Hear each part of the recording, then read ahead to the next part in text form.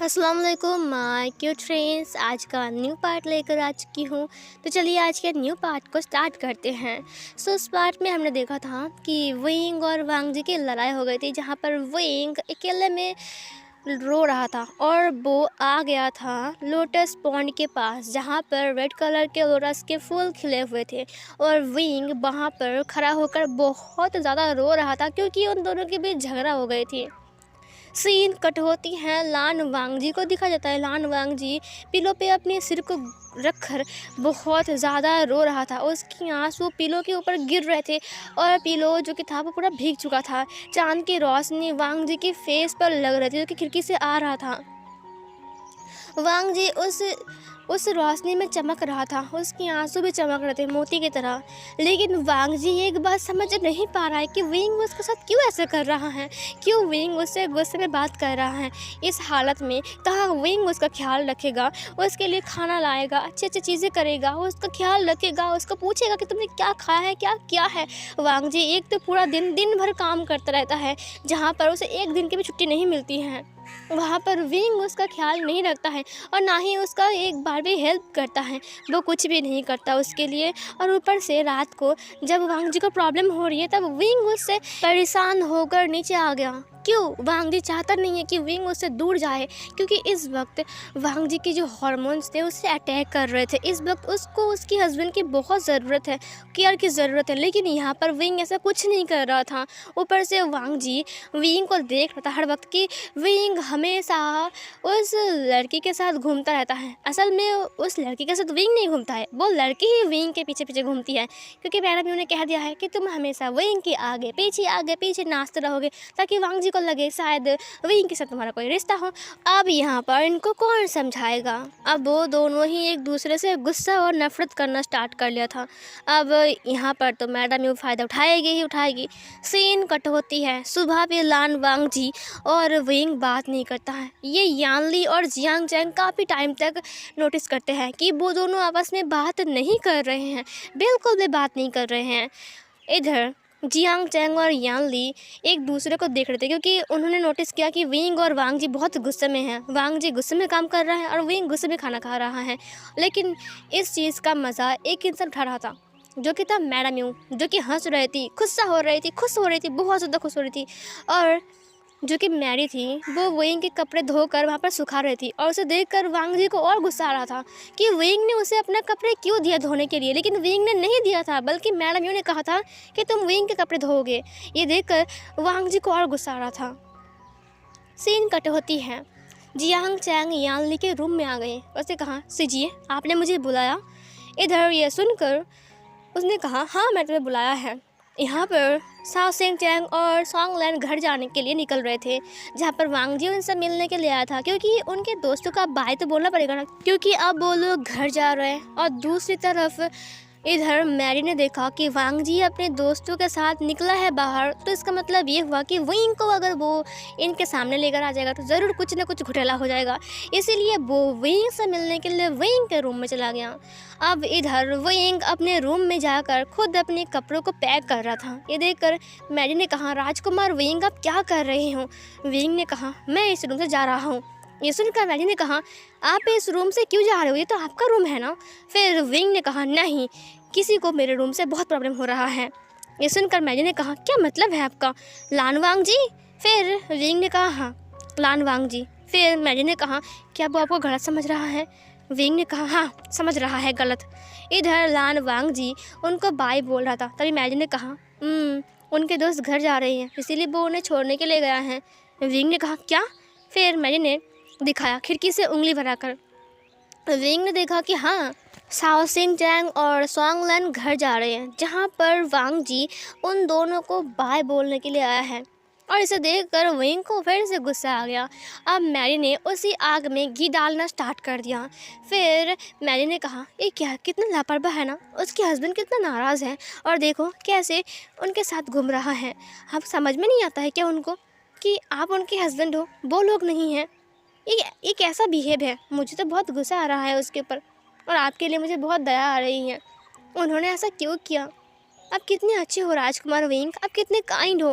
काश उसकी जगह मैं होती तो आपको कभी नहीं ऐसा होने देता। विंग ने कहा क्या मतलब है? मैरी ने कहा नहीं गगा मैं तो बस ऐसे ही बोल रहा हूँ। उसे कहा हाँ। उसके बाद विंग अपना काम करने लगता है। इधर जियांग चैंग ने कहा सीजिए मुझे आपसे बात करनी है। उसे कहा हाँ बोलो। फिर जियांग चैंग ने कहा कुछ दिन पहले ही जिन जीजवान अपनी पूरी फैमिली के साथ आया था आपसे बात करने के लिए शादी के बारे में, लेकिन आपने भी हाँ बोल दिया और कुछ दिन बाद आपकी शादी भी है। आप खुश हो जाओगे और आप यहाँ से चली जाओगी, है ना? ली ने कहा हाँ। उसके बाद जियांग चैंग ने कहा फिर विंग का क्या होगा? ये सुनकर ली ने कहा हाँ मैं भी वही सोच रहा हूँ। उन दोनों के रिश्ते के ऊपर दरार आ रहे हैं, उनका रिश्ता टूट रहा है, अच्छा नहीं है। वूशियन अच्छा नहीं है। वूशियन बहुत रो रहा था उस दिन, मैंने देखा उस दिन रात को विंग को रोते हुए। ये सुनकर जियांग चैंग ने कहा मुझे लगता है कि उन दोनों के बीच कुछ ना कुछ हो रहा है, क्या हमें उनको एक करने के लिए कुछ सोचना चाहिए? ली ने कहा हाँ सही कहा तुमने, लेकिन हम क्या करें? फिर जियांग चैंग ने कहा मेरे पास एक आइडिया है, क्यों ना हम उन दोनों को कहीं ले जाए। ये सुनकर याली ने कहा कहाँ ले जाएंगे हम उन दोनों को? जियांग चैंग ने कहा मैंने सुना है कि एक मेला लगने वाला है, सब पता है कहाँ पर? ये सुनकर उसे कहा कहाँ पर? फिर इधर जियांग चैंग ने कहा किंघे में, जहाँ पर न्यू सेंग ने हमको इनवाइट किया है। उसने एक स्टॉल दिखाया। फिर उसे कहा वाह सच में रियली? फिर ये सुनकर जियांग चैंग ने कहा हाँ सीजिए हम जा रहे हैं, और पता है हम सबको इनवाइट किया है, और पापा तो नहीं जाने वाले हैं और मॉम भी नहीं जाएंगी, और बाकी रहे हम चारों, मैं वांग जी आप और विंग। इसका मतलब हम 4 लोग जा रहे हैं, और अगर वहाँ पर हम न्यू सेंग के साथ मिलकर प्लान बनाकर वांग जी और विंग को मिला सकते हैं तो कितना। यानी ने कहा हाँ अच्छा तो है प्लान, क्यों ना हम ऐसा ही करें? ये सुनकर उसने कहा हाँ हम ऐसा ही करते हैं। सीन कट होती हैं। इधर विंग अपने रूम से निकल ही रहा था, तभी मैरी ने कहा ऐसा मत कीजिए राजकुमार। वांग जी अचानक वहाँ पर आ गया। उसे देखा कि विंग अपना सामान लेकर कहीं जा रहा है। ये देखकर वांग जी ने कहा तुम कहाँ जा रहे हो विंग? विंग उसे बहुत ही गुस्से में घूर रहा था, और जियांग चैंग और यान ली विंग और वांग जी से बात करने के लिए निकल गए। उन्होंने कहा क्यों ना हम आज शाम को चले जाए। जियांग चैंग ने कहा हाँ सही कहा आपने। उसके बाद वो लोग विंग के रूम की तरफ आ रहे थे, जहाँ पर वांग जी और विंग एक दूसरे के सामने खड़े थे, और मैरी विंग के पीछे था। उसके बाद विंग ने कहा तुम्हें इससे क्या?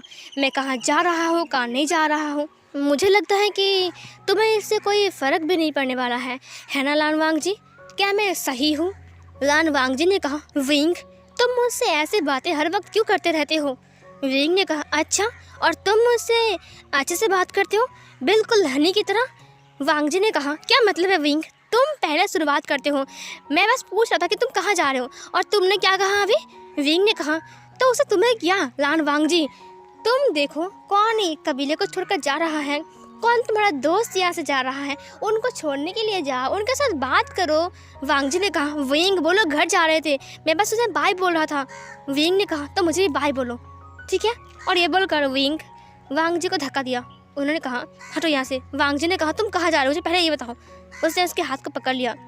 तभी मैरी ने कहा देखिए राजकुमार लान आप उनसे बात मत कीजिए, राजकुमार विंग बहुत गुस्से में हैं, और प्लीज़ आप उन्हें और मत तरपाइए। ये सुनकर वांग जी ने कहा ओ जस्ट शट अप, ये सब कुछ ना तुम कर रहे हो, समझे? सब कुछ तुम कर रहे हो, सब कुछ हो रहा है ना तुम्हारी वजह से हो रहा है, तुम चुप रहो, अपना मुंह बंद रखो। विंग ने कहा लान वांग जी। विंग अब लान वांग जी की तरफ मुड़ता है। लान वांग जी ने विंग को देखा। उसके बाद विंग ने कहा लान वांग जी मेरी बात कान खोलकर सुन लो, इसको बोलने से पहले 10 बार सोचना ठीक है, और मेरे सामने कभी भी इसको ऐसा मत बोलना।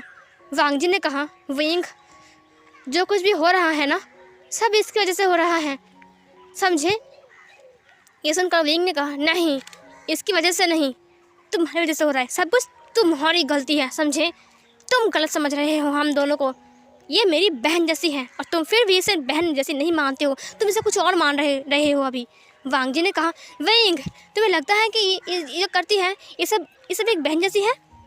विंग ने कहा हाँ तुम्हें नहीं लगता है लेकिन मुझे लगता है। ये सुनकर वांग जी को बहुत ज़्यादा गुस्सा आ गया और वांग जी को रोना भी आ गया, उसकी आंखों से आंसू बहने लगे। फिर वांग जी ने कहा विंग तुम अब इसके सामने मुझे डांटो कैसे? विंग ने कहा हाँ डांटूंगा, क्योंकि तुमने जो किया है ना वो नॉर्मल नहीं है। तुम हर वक्त मेरा दिल तोड़ते हो, हर वक्त, समझे? लान वांगजी ने कहा अच्छा मैं करता हूँ, और जो तुम करते हो वो सब क्या है?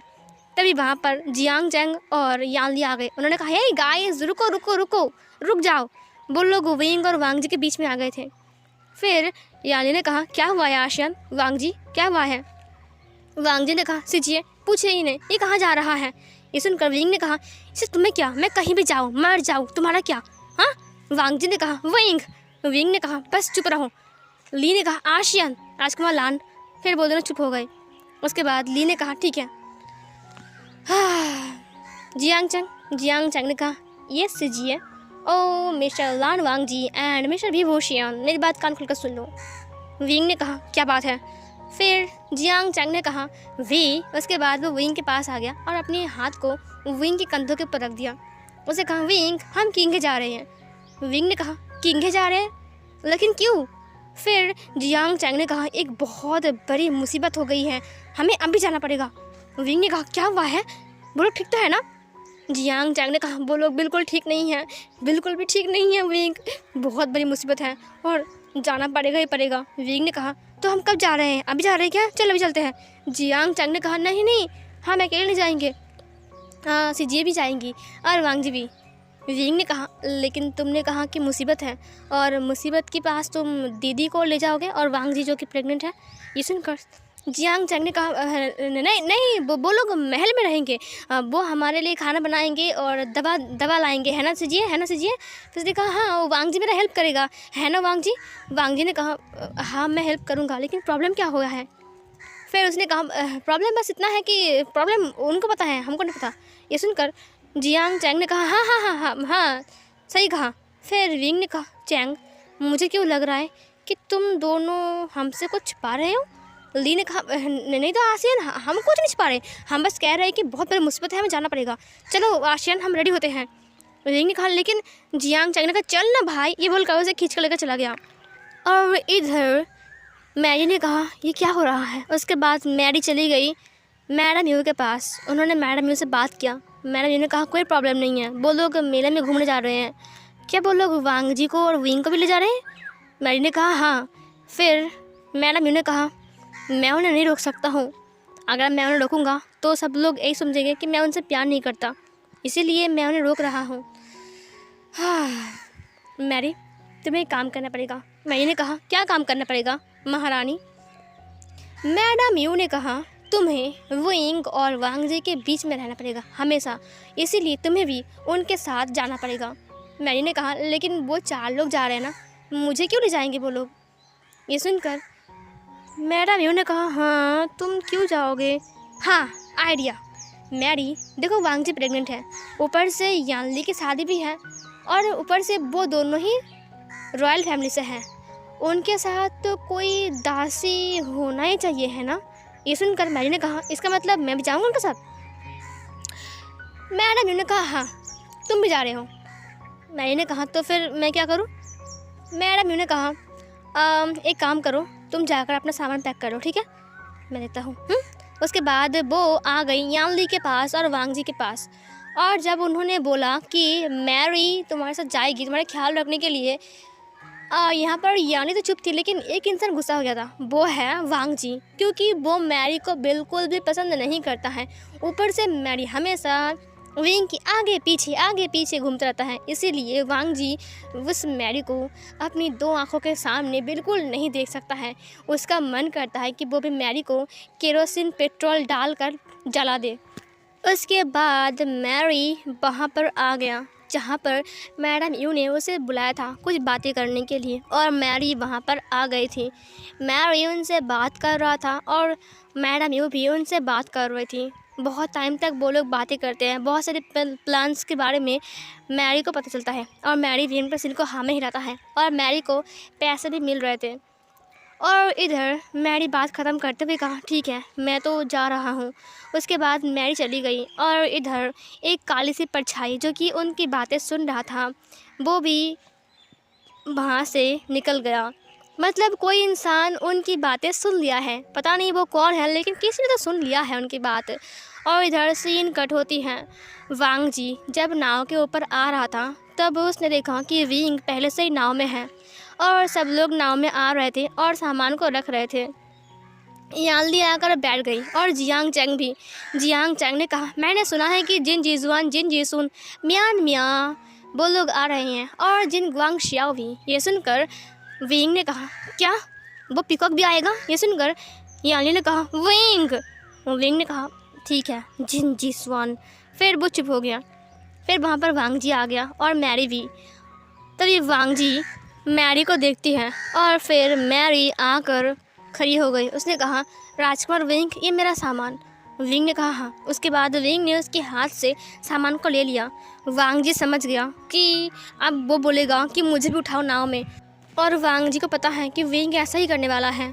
और इधर जियांग चैंग उठकर खड़ा हो गया। उसने कहा, हे मैरी, चलो आ जाओ। उसके बाद मैरी ने कहा, वो मैं। तब वे जियांग चैंग ने उसे खींच लिया और मैरी उस नाव के अंदर आ गया। अब बाकी रहा वांग जी। फिर जियांग चैंग ने कहा, क्या हुआ? वांग जी को अंदर लो। ये सुनकर उसने कहा, मैं।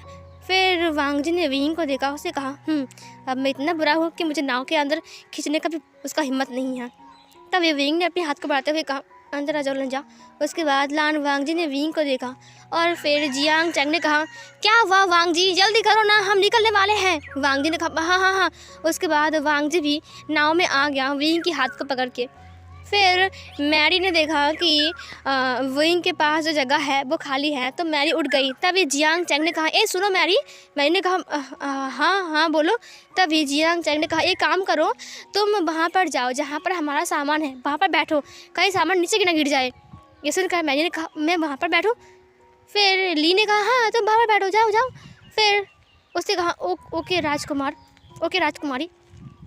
और फिर वो चला गया। तभी जियांग चैंग ली को देखकर स्माइल किया और ली ने भी जियांग चैंग को देखकर स्माइल किया। और फिर इधर सीन कट होती हैं।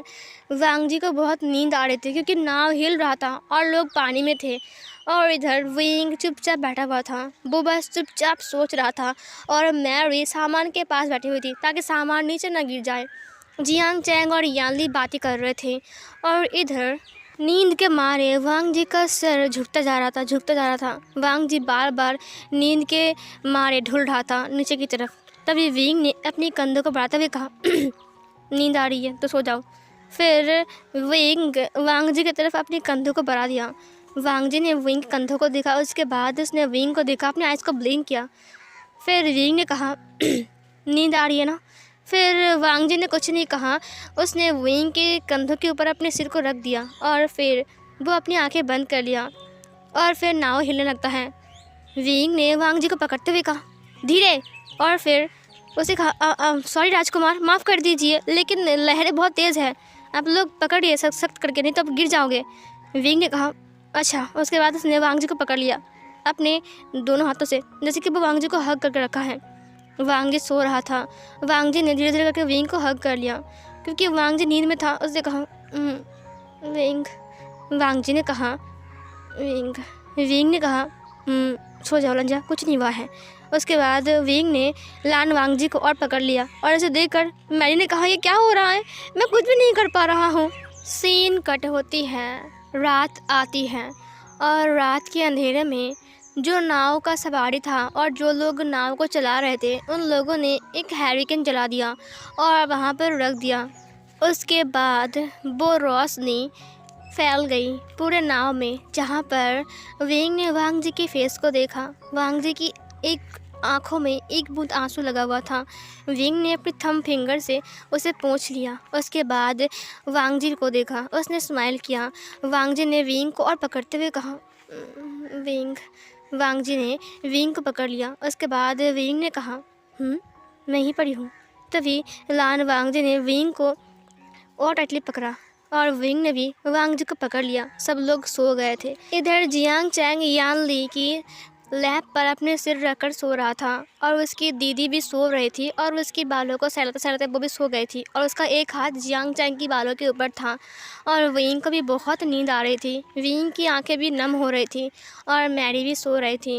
विंग ने धीरे धीरे करके वांग जी के सिर के ऊपर अपने सिर को रख दिया और फिर वो भी सो गया। उसका एक हाथ वांग जी को पकड़ा था और दूसरा हाथ वांग जी के हाथों में था, जिससे वांग जी ने सोते हुए विंग को टाइटली पकड़ लिया। उसके हाथ को सुबह की रोशनी में सुनाई दिया, नीचे उतरो सब लोग, नीचे उतरो, पहुंच गए, घाटी पर पहुंच गए। इधर वांग जी की नींद खुलती है। जब उसकी नींद खुलती है तब उसे बहुत ज़्यादा भारी महसूस हुआ अपने सिर के ऊपर।